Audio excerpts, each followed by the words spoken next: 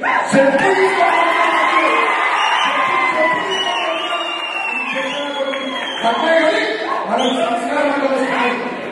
సంస్కారం అంటే వస్తుంది.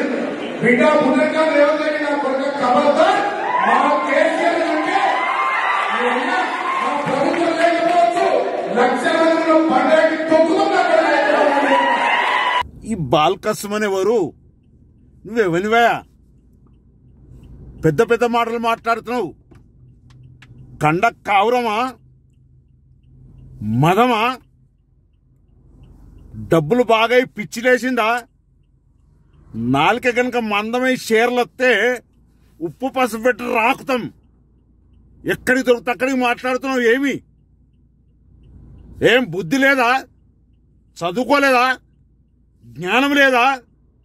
ఒక సభల ఈ రాష్ట్ర ముఖ్యమంత్రి రేవంత్ రెడ్డి గారిని, ఒక జాతీయ పార్టీకి అధ్యక్షుడైన రేవంత్ రెడ్డి గారిని నోటికొచ్చిన మాట్లాడడం నీ నాలుక మందం, నాలుక చీర్స్తాం కొడుక.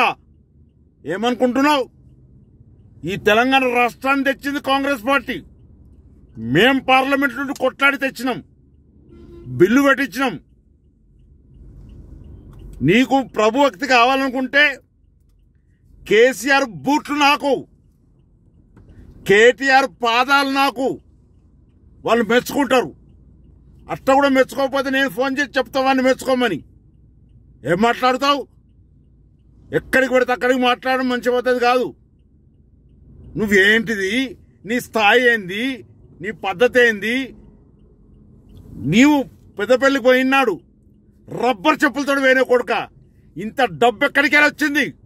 ప్రజలను ముంచి మోసం చేసి డబ్బులు సంపాదించి ఎక్కడికి పడితే అక్కడికి మాట్లాడుతూ ఉన్నావు కొడుక. నీ సంగతి తెలుస్తారు.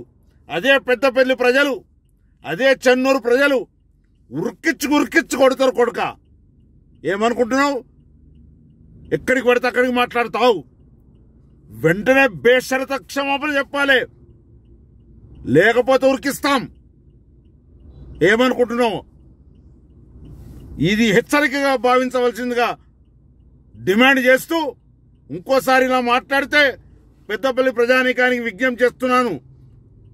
ఈ బాల్కసుమన్ను పొలిమేర దాటి కదక మెట్టుపల్లికి పోయేదాకా ఉరికిచ్చి కొట్టాలని విజ్ఞప్తి చేస్తా ఉన్నాను. ధన్యవాదాలు.